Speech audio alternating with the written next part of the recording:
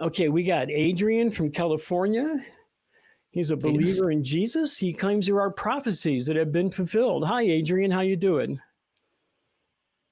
Hey, yo, what's good, y'all? Good evening, afternoon, wherever y'all at. Good evening. Thanks. Good evening. Okay, we got Adrian. If I may say, I don't want to interrupt y'all, excuse me respectfully. I do want to say shout out to some of the atheists that I do see, you know what I mean, in the mornings when I have my day off, that is Rainbow A, that Brent A, that is who else is there? 2 or 3 others, you know what I mean? I want to give them out because I see y'all and stuff also. That's really it, you know what I mean, got me prompted to go and talk to y'all. Right on. You're breaking up a little bit, but I think we're okay. Now you say there are prophecies that have been fulfilled. What prophecies do you think have been fulfilled? Okay, let's go start off. We can go with pierced through the hands and the feet. I'm going off of concordance that I got, the New Strong's Concordance. All right. So okay, this is my resources that I'm using. So okay. So what? That, where in the Bible? Where in the Bible can we find this prophecy? Zechariah 12:10. That's the Old Testament reference. And John 20:27, that is the New Testament reference for that one. I don't know if it's like my Wi-Fi. Hold on, let me see if I take off the Wi-Fi. All right. You sound okay right now. Yeah, you sound good right now. What did you want to tell us about these verses? I'm looking at Zechariah 20:10. And it doesn't say anything. It doesn't really say anything like that. It says, "And I will pour out on the house of David and the inhabitants of Jerusalem." Pardon? It was 12:10. I said 12:10. Oh, I'm 12. Oh, that's what I have here. 12:10. That's the one I have. Believe it or not. And I just said the wrong thing. "And I will pour out on the house of David and the inhabitants of Jerusalem of spirit of grace and supplication.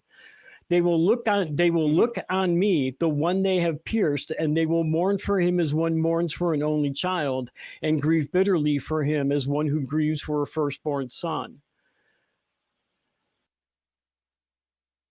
Yeah. And now the reference for that doesn't say anything about that doesn't, again, according to the that doesn't but that doesn't say anything about piercing hands and feet.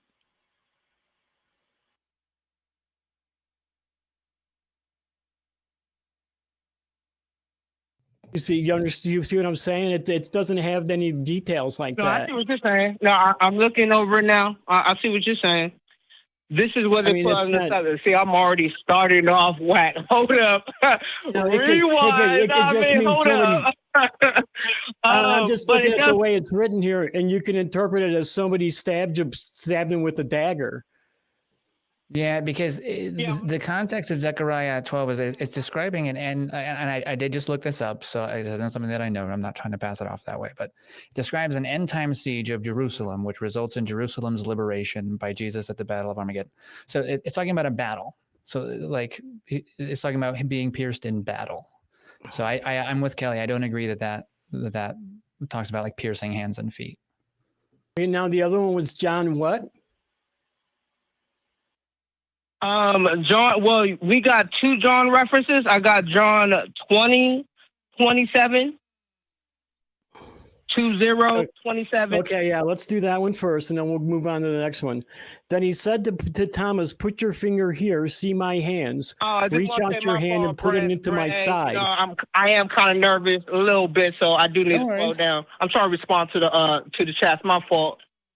All right, go ahead, bro. I'm sorry, Kelly. The quote is, "Then he said to Thomas, 'Put your finger here, see my hands. Reach out your hand and put it into my side. Stop doubting and believe.'" This wouldn't be first off, I don't know that this actually happened, but this wouldn't be a prophecy. This would have been post happening, right? This is after the crucifixion. So this wouldn't have been a prophecy of the crucifixion. It's a description of something that happened afterwards when Jesus reappeared. This is when Thomas doubted that he was the living Jesus, right? You know that part of the Bible, right? Mm-hmm. I do. That's why he said, "Stop doubting and believe." If you can feel my wound. Does that make sense? So I'm not seeing it. I don't see that either one of those are prophecies.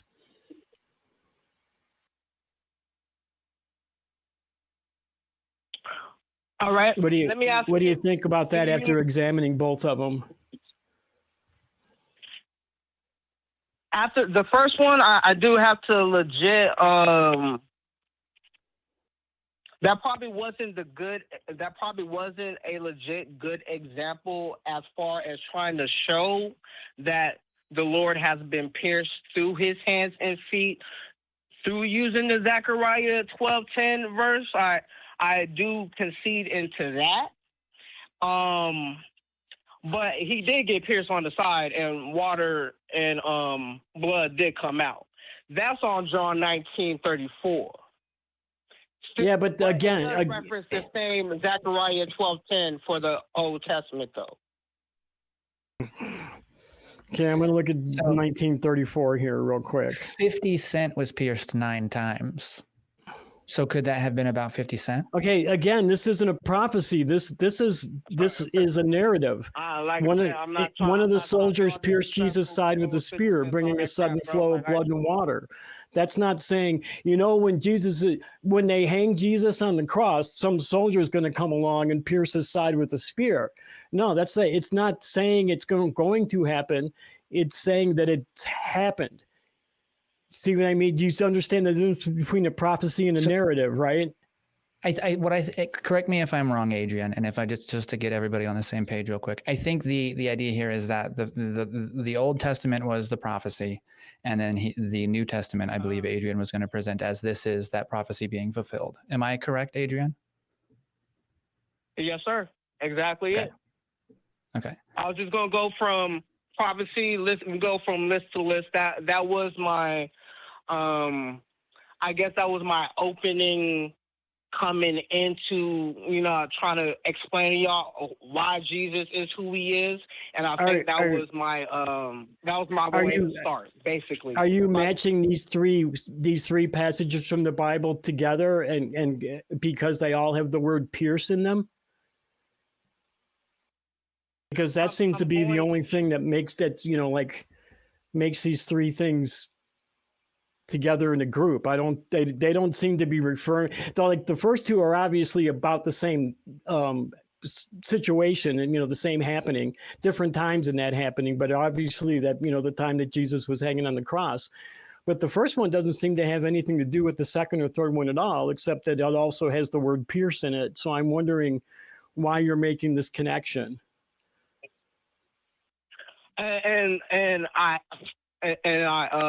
hear you, Kelly, and I'm reading from a Strong's concordance chart, and I believe that is exactly where they're coming from when it comes to trying to connect the Old Testament and the New Testament. I'm just collecting resources to expand my own understanding of the Bible. I'm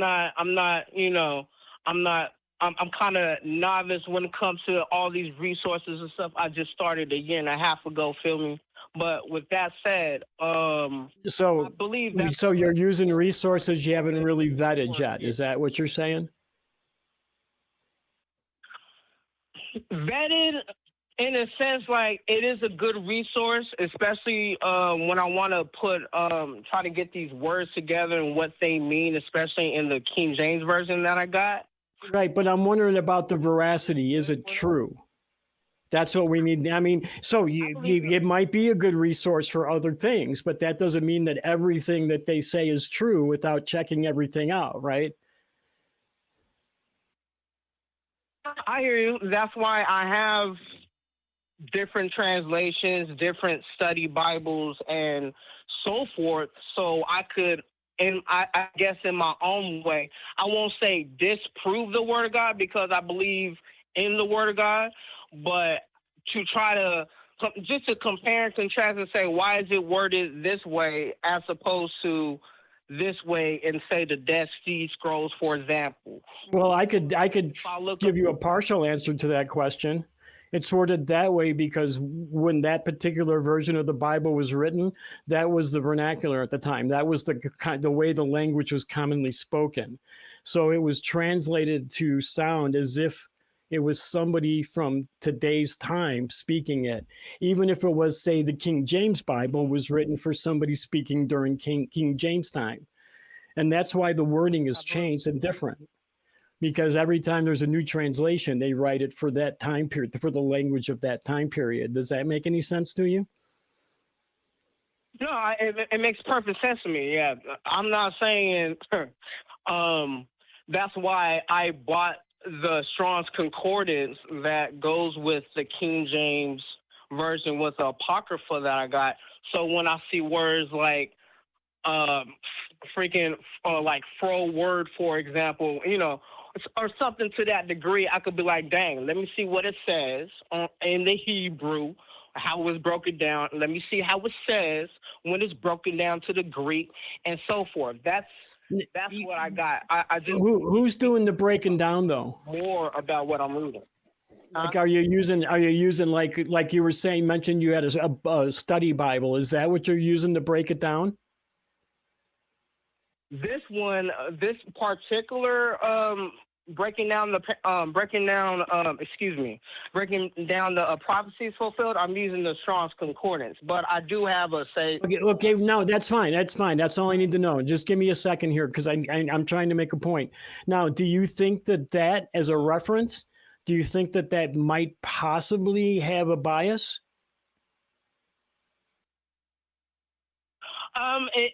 Probably it could. I believe. I seriously do believe. Like, let's just say, case in point, throwing an example, like say a Dr. Jeremiah study Bible in the New King James, right? Or a Tony Evans study Bible, right? Okay.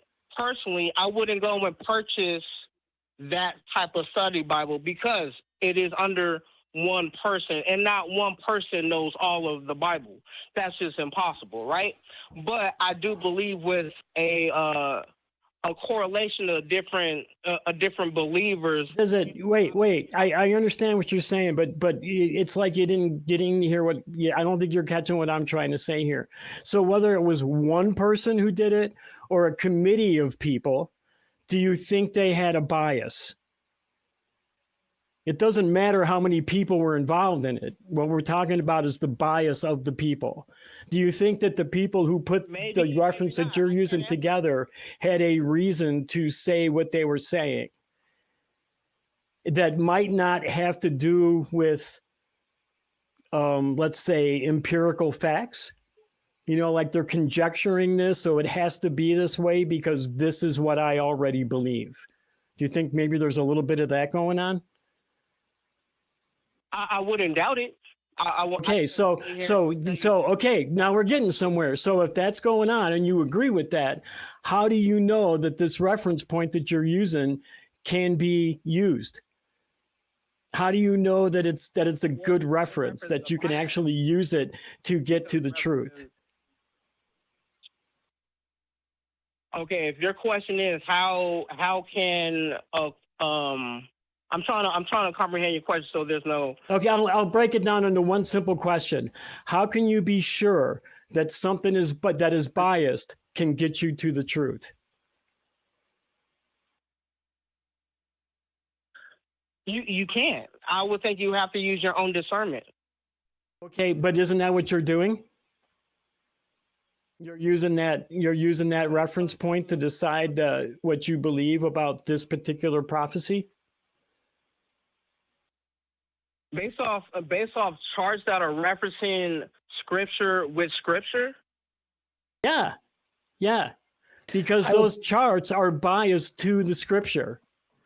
I would say look at the example that you gave us, Adrian, because so it says in Zechariah, there's a prophecy that he will be pierced. And then in John, there's the prophecy is fulfilled that he is pierced, or in the crucifixion. But like we were saying a little bit ago, it's really not specific enough at face value to convince either of us that it's that it's talking about like a person being crucified and being pierced because, through their hands and feet. And then you look at the context of what Zechariah is describing, and it's talking about a battle. And the only method they had for engaging in battle in that time involved piercing. So it's describing Eli, so let me tie that back to what Kelly was saying then, because what that tells me is they're doing what he said. They're saying, let's find a way to make this say what we want it to say. So they found two things that both said, pierce. That's a word that they have in common. Let's make it seem like, and so they put them on this resource as if, this prophecy is fulfilled by this verse here in this book, in this chapter. And they're telling you it is, but now when you get a little bit more context from somewhere outside of that source, you find, oh wait, no, that's not what that means. So now you have an example of this source demonstrating a bias and being unreliable. So how do you get from that then to, I can trust this source?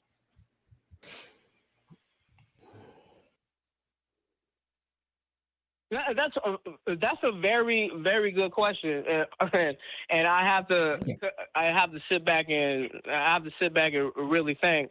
But that's fine. I mean, you take your time. Even if you want to take all week and give us a call next week and talk about it some more, that's fine. I don't want to rush you into having to make a decision on that, because it's something you really do need to think about. Oh no! Personally, there's nothing really to think about when it comes to, because I think the context is talking about Jesus Christ. I'm hearing what Eli is saying. I believe that, okay, the context could mean anything or any person outside of Jesus Christ. It doesn't say in Zechariah 10:12 he's going to get pierced, that Jesus is going to get pierced. It could be anybody that you need to see what the real context is. I'm hearing where he's coming from, and I'm not arguing with that point. If I may say, like a lot of these prophecies, including the ones that are in Psalms, right? I don't. Here's the thing, Adrian. I have had it over the years. I have had people bring me a litany of prophecies from the Bible, and not a single one has actually turned out to be a prophecy. They all believe that they are prophecies, but when we actually examine them, none of them turned out to be prophecies, just like the Zechariah one. There is nothing in that quote from Zechariah that leads us to saying that was a prophecy about Jesus. There's absolutely nothing there that you can say points to Jesus.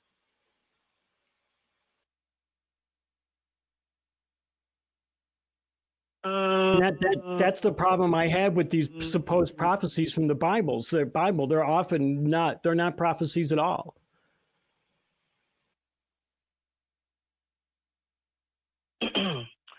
Okay. Are we gonna still stick with that one, or can I go with? If you want to do another one, we can do one more, sure. But I don't know that we're going to get anywhere with that one either. So, but you can try. Yeah, let's hear you out. All right. Probably. I probably shouldn't. I shouldn't even go there. Can I ask y'all a question? Sure. What are two things? Let me ask Eli first. All right. What got you to where you are when it comes to your unbelief in the Lord? What made you say, I'm just gonna disregard anything that's up in the Word, any type of wisdom, any type of understanding, any type of knowledge that is from this word? You're going to straight up say, no, this God doesn't exist. I want to hear, where did you come with that realization, or how did you come with that realization, if I may ask? And I want to ask you the same thing, Mr. Kelly, if that's possible. Sure. I want to get a vibe from where these hosts are coming from before I even engage you further, if that's okay. Okay? Yeah. You certainly may ask. I didn't come to that realization. I don't hold that view. I hold the view that I'm not convinced that God exists, because I don't consider the Bible to be reliable or consistent or all that good necessarily. And that's really the only source I have that this is the original source that claims that this God exists. So if I don't have a reason to believe that, I don't really see a reason to believe in the God. And I might be wrong. And I don't claim that God does not exist. I'm just not convinced that there is a God. And if I were shown a good argument one day, I would consider changing my mind. Good to go, Mr. Kelly? Well, for me, I started questioning it when I was very young because I didn't understand how Jesus or God could let children be tortured and killed for innocent children. So that got me to wondering about it. After that, when I started looking for actual proof, just like Eli mentioned, I didn't find any. There was nothing, I could find nothing that convinced me that a God exists. Now, as I got older, I kind of refined my beliefs. I am now an atheist. I don't think that any conversation about the existence of God can be viable until we can figure out what God is, because it seems like every person who believes in God has a different idea of exactly what God is, even two people sitting next to each other in the same pew in the same church. So if there's so many different definitions of God, I don't know how we can talk about the existence of God. Does that make any sense? No, absolutely. I know Christians that are Trinitarians. I know Christians that are Unitarians. No, I know Christians that believe that everything is predestined. There's other Christians that believe just being led by the Spirit.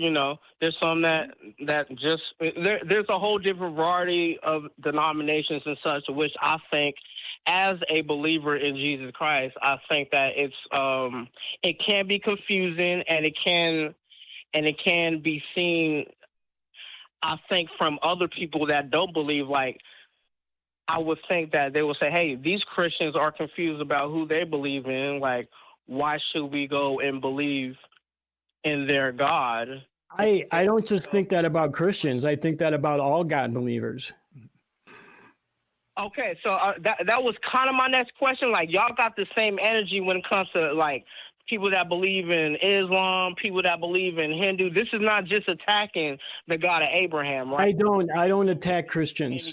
I don't do it. The God of Islam is the God of Abraham. Okay. Yeah, it is. It's the same God. The God of the Jews, the Christians, and the Muslims is all the same God. Oh, you believe that the Muslim God that... I don't believe it. I know it. It's just a different interpretation of that same God. Allah is the Arabic word for father. God. Yeah, it just means God. It's just that they view the God's teachings in a different way. That's all. I've never heard of that before. I ain't gonna... Well, you should go check it out, because that's true.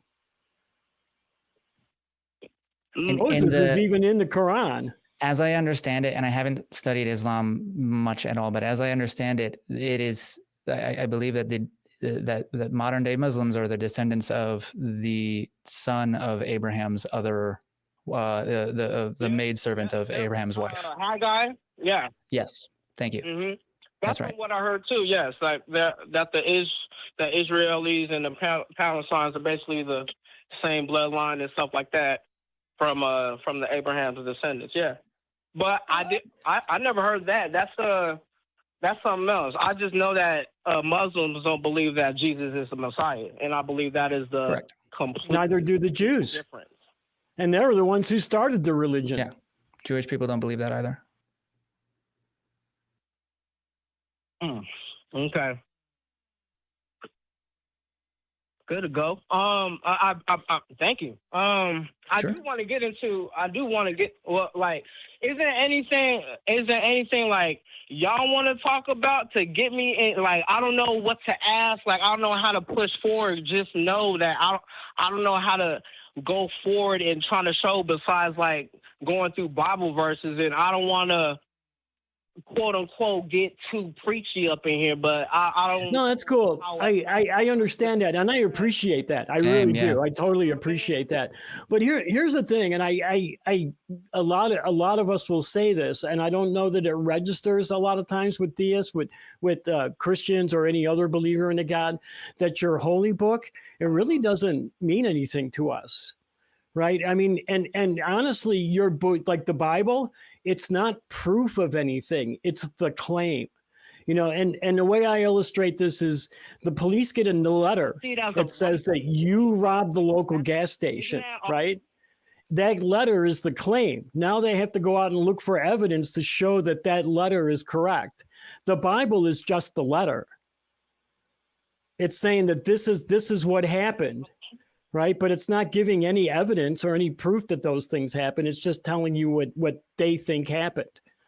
So when you use the Bible to prove anything, it really doesn't prove anything because it's not meant to be proof. It's a narrative of things that had happened. It's the claim.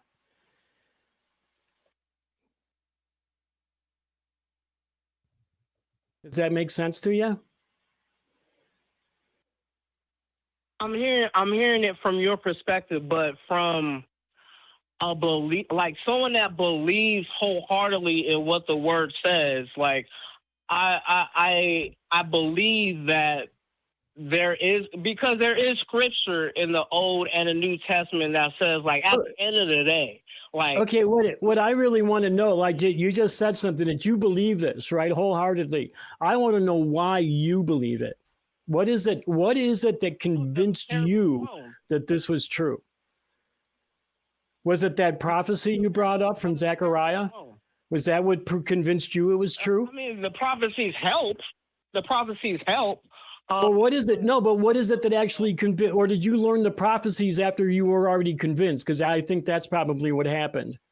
They kind of bolstered what you already believed. So what is it that actually made you believe that this was true? What got me started to really like get into deep study was Proverbs 35. I told you. Right, well, where did you learn Proverbs 35? Did it just pop up one day, or see where I'm going with this?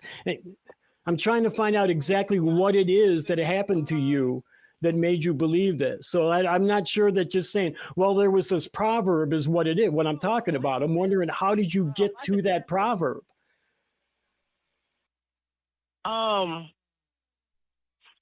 What's it called?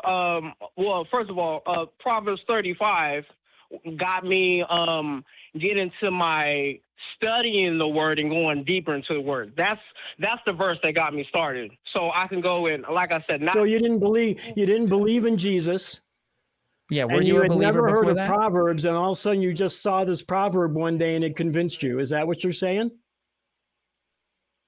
That was one, but before that, I would say my own life experiences. I say like answered prayer and the path that I came from to. Well, who taught you how to pray? See, we're still not getting to where you started this belief system at. You just keep going farther and back. Well, I started praying. How did you start praying? See, we're not getting to why you were convinced it was true yet. You're still going us back through a history of your belief, not why you have the belief. Adrian, do you have the same faith beliefs or similar faith beliefs to the people who raised you? I apologize, y'all in the chat and everybody, you know what I mean? But screw the chat. You're talking to us, man. Yeah, it's not there. It's like they're not the ones that are having the conversation with you, man. Not that I want anybody in the chat to, be screwed, but because I love most of the people in there I love. I talk to them all the time, but for the purpose of this call, let's talk to us, not the chat. Yeah. But I'm apologizing for the delay. To answer your question, I was raised in a church household. Like my mother, my stepdad, all that brought me up. So that's why you believe. You were taught it from a child. Okay. So there we go. That's what we were looking for. Is what was it? You were convinced because you were raised from a child to believe it. Correct? Yeah, I was raised. Yeah, I was raised. So since you were a child, you really, up till now, you haven't really questioned why you believe it. You've just believed it unquestioningly. It seems like, and sought out things that would strengthen your belief that you already had no proof of. Does that make any sense at all? It makes sense of where you're coming from, but that's not how that's how not my life navigate. My life didn't navigate like that. Like I was raised up when I was younger in a church household and so forth, baptized 95 and all that, but I was still living in sin. You know what I mean? Baptized in 95, I'm 42. Of course you are. You feel me? 95, I really didn't know baptism, being baptized in Jesus Christ's name and everything. I really didn't. How did you know what sin was? What it was to be a Christian until like recently when, you know, like I said, life experiences happen, prayer has been answered and so forth. Wait, what you just described to me doesn't sound like what you think it is. What it more sounds like to me is I already believed, but my belief, I wasn't really strong in it. And then all of a sudden I had some life experiences and now I have a strong belief. So it doesn't sound, you see what I'm saying? It does, the way you're describing it doesn't seem like what you're claiming it is. And I understand that you think that this is, you know, that you have this really strong evidence of your beliefs, but I don't think you've ever really questioned the evidence of your beliefs, like looked at it from an open mind, right? And not, let's say, like, you know, when somebody in my crew chat asked if you were born, say, in India, do you think you would still be a Christian? If what? If you were born in India, do you think you would still be a Christian? If you were born in Arabia, do you think you would still be a Christian? Or better yet, do the prophecies, location and all that stuff?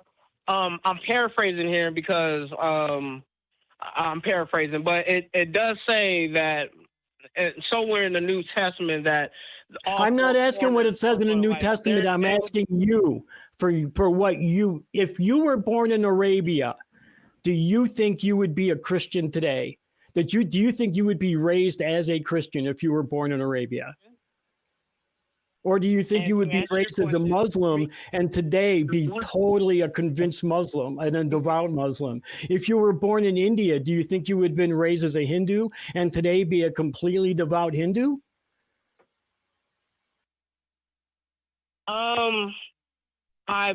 To answer your question, personally, we're talking personally here. I don't care if I was born in Brazil. I don't care if I was born in Spain. I don't care. Those are both Christian countries. You're not getting it. Adrian, this is going like right over your head. Those are both Christian countries. I didn't even know predominantly that. Straight random. But my point is, I was trying to say, my point is, like, I personally will go and try to seek the truth. You know what I mean? And I think I would still be led to Christianity regardless of where I don't think you would. I think if you were born in Arabia, you'd be a devout Muslim because you wouldn't even know what Christianity was, probably. If I wasn't, and I'm sure it's not exposed as much in Arabia as in, say, the United States. No, it's not. It's not even close. I agree with you. It's not even close as exposed as much. I mean, not even close. It's not. It's probably like 3% of exposure as what we have in the U.S. And that's being generous. I don't think you understand this question that I'm asking you. Either that or you're purposely trying to find a way out of it. Because if you answer the question correctly, it would kind of be a sin against your God, wouldn't it? What you want? What was that? What was that last statement? I said if you were to answer the question, if you were just to answer the question and answer it correctly, it would kind of be a sin against your God. So you're having a hard time answering it. It's not really like I kind of think that I answered it. Again, I'm coming from my perspective. No, you haven't. You have not. You have not. If I'm going to ask you again, if you were born in Arabia, where there's no Christianity, you're not exposed to it, do you think you would be a devout Muslim today instead of a Christian? It's an easy question. I'm not sure. I don't know. Okay. I think that's the stronger likelihood. I think it's more likely that that's the case. And you kind of said it yourself, right? You were raised by people who believe the same thing or something really similar to what you believe. I think your exact words were, I was raised in a church household. Church household. So you said that was the seed. I was raised in a household that will go to church on Sundays. Yes. Yeah. In a Christian church on Sundays. Yes. Right. So you were being taught this system of beliefs, this theology, this, I'll call it a mythology. Don't take it personally, from a young age. And the people in Iran and Afghanistan, people in India have been taught their own versions of those categories for, their whole lives as well. If somebody came to you with a prophecy from the Quran and it says, the beginning of the Quran says this happened, and then the later part of the Quran says that this happened, or says this will happen, and then this did happen. Would that convince you that Islam is the truth? Only if it's only. And I hear your question, and I understand where you're coming from. Only if it is corroborated with I guess prophecy fulfilled, or things that are or evidence that will correlate with what is said outside of the word or outside of the Quran, right? Okay, so you would want to see another source outside of the Quran that says the same thing. That would help its cause for people that believe in Islam. But we're talking. Do you think you can give us another source for Christianity besides the Bible? That was exactly my next question. What? Sorry, Eli. There's Dead Sea Scrolls, right? That is outside. Those are copies of the Bible. Those are just copies of the Bible.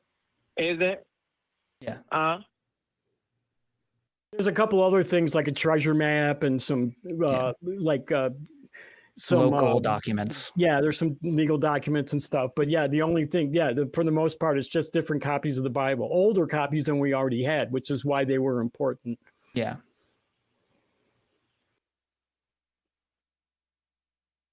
Archaeology. I believe archaeology. I can't even talk. Got caught in that. My fault. It's all right.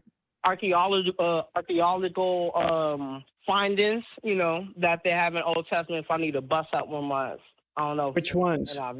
So do you mean things where they found what they believe to be the ancient city of Jericho? Background evidence. I'm sorry. What was that? So do you mean examples where they say, oh, this archaeological find could be what the Bible describes as the ancient city of Jericho? Are you referring to things like that? Exactly. Yeah, landmarks. Okay. So people reference the Old Testament, New Testament, Pontius Pilate, stuff like that. Well, places that existed when those things were written is what they're referencing. The fact that New York exists, and this is an example that we use on across these shows all the time. The fact that New York exists is not evidence that Spider-Man is real. The Spider-Man comics are not true just because New York is real. So we might find the ancient city of Jericho, but that doesn't tell us anything about the rest of the contents of the Bible. You would still need to do that extra work to say, Jericho is here and it was knocked down by playing trumpets.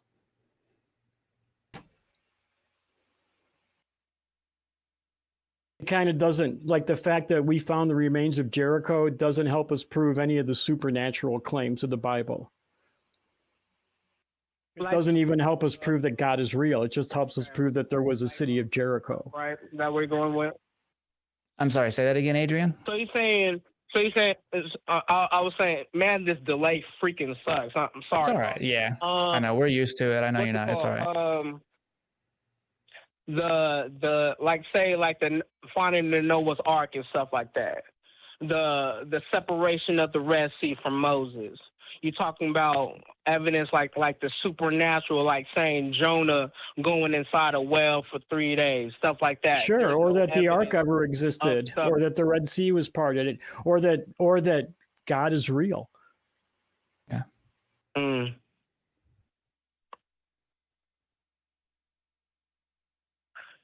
Okay. See what I mean? See our problem here?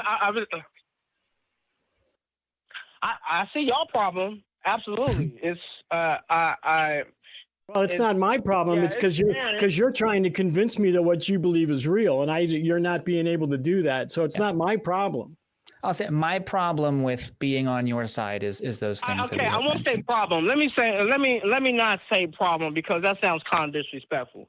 It's okay. No, it's cool. It's cool. Non-believers have a problem, or I'm not gonna say believers have a problem either. It's just we just having we're just having disagreements on things. Yeah, I didn't take it that way. You're all right. So, I thought we've been having a really cool civil conversation. So I wish we could have more conversations like this between people like you and I. So, and Eli and I, or Eli and you. So.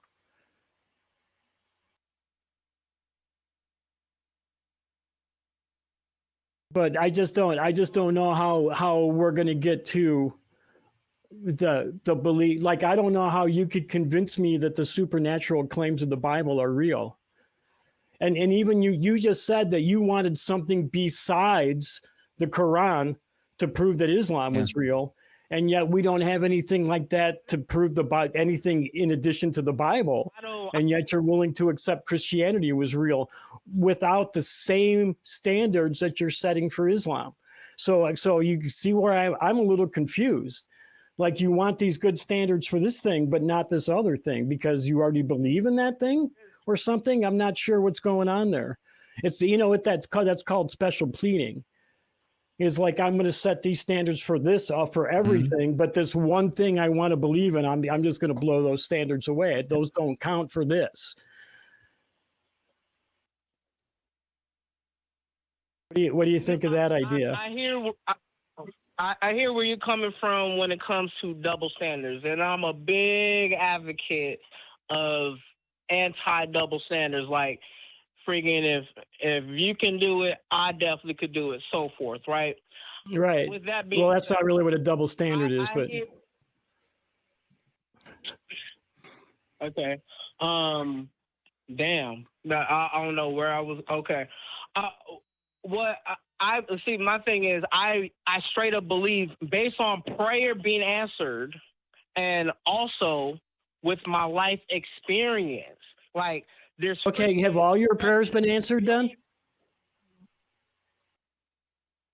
I won't say all of them.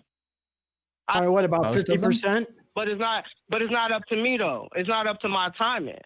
Who am I to question God? Can I have this prayer done now, or can I have it at said date? I'm just.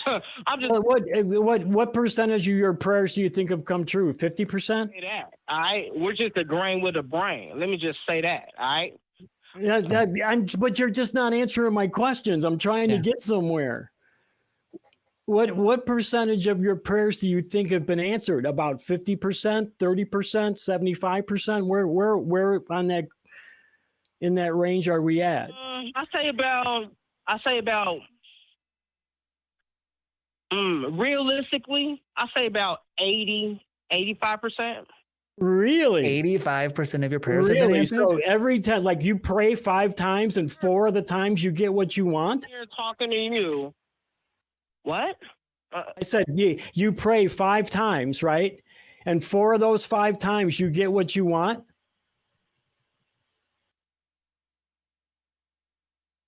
No. Like, I've gotten all that I've prayed for so far, that I really fervently prayed for. But the other things that I'm waiting for, no, is down the line. Wait. So now wait. You're changing the goalposts here all of a sudden. It was 85%, but oh no, only on the important ones now. Well, let me. If it's okay, Kelly, I'm sorry to interrupt. I want to kind of try a different direction real quick. Let me squash. Are these? No. Let me squash all that right now. I'm gonna squash all that right now. Yeah, go ahead and respond. Currently, right, as I'm sitting here talking to you, the majority of my prayers have honestly been answered. Not all of them, but most of them, yes. Okay. When these things that out of the things that you've prayed for that have gone the way that you wanted, were they also things that you were taking steps in your life to make them happen, or that other people were taking steps to help them to come to fruition for you? Or was it purely just like, this either will happen or it won't, and there's nothing that anybody can do about it? How many of those cases do you think how would they measure out? I hear where you're coming from, and I absolutely respect the question. You're talking to a brother that don't believe in coincidences at all. Like, our steps are led already. You feel me? So with that being said, I believe that the Lord has maneuvered things around my life. Doors were open, opportunities were set forth. This person was here, that person was here in my life at that point in time, and so forth. I believe that has happened, absolutely. But I'm not one that believe in coincidences, not one bit. No. So you believe that no. So if I can paraphrase just to make sure that I'm understanding you, would you say that those people that were helping you, or those things that you were able to do to make that thing happen for you, those things were God answering your prayer? Is that your view on it? Yeah, pretty much. Okay. So it could be said in that case that anytime a thing goes right, God has answered your prayers, and anytime it does not go right, would you say that he has not? I agree. Yeah. So answer your question. Yeah, that he has not. Yeah, I believe that he has not. To answer your question, Eli. Yeah. Okay. Yep. So for the way that if you don't already presuppose that there is a God that does answer prayers, and that if you already assume that there are no coincidences and there is a God and he does answer prayers and he will, then it's easy to apply those things to what's happening there. But if you don't already assume that all of those things are true, then what it sounds to me like you're describing is, this thing makes me happy, and being happy is equal to God answering my prayer. And this thing makes me not happy, and being not happy is equal to God not answering my prayer. And I think it's just kind of putting different labels on an old familiar face.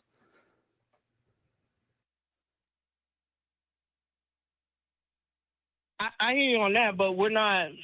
I believe that he's not going to. I just don't think he's going to answer your prayers on your time.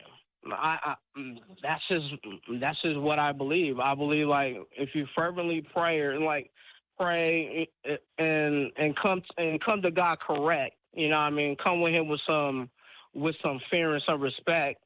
I believe that and I believe that deep down he will maneuver your events, maneuver your ways to where specific, like my wife, or she's the epitome of it, he's going to answer your prayer straight up. Adrian, I want to continue this conversation. We are running out of time. I have a bunch of callers left too. Yeah. I would love it if you called back, please, and talked and did this some more. You can also talk. I think you should bring your prophecies to Justin DZ on a Sunday on Atheist Experience. He is like a scholar of the Bible, an actual trained scholar, has a degree in it, and I think he would give you a better understanding of some of these prophecies. So. I encourage you to do that. No, I do want to say, both gentlemen, thank you for this engagement. It was very, in my eyes, it was respectable. It was very educational. I see where even I do respect that. I do want to say thank you. This was my very first time calling in this type of environment. So I do have the jittery, nervous bones and all that. And well, I hope we didn't compound that anymore. But I really do have to let you go, Adrian. Okay, so thanks. Have a good night. Thank you, bro. Thank you, Kelly. I appreciate it. Thank you. Thanks, Adrian.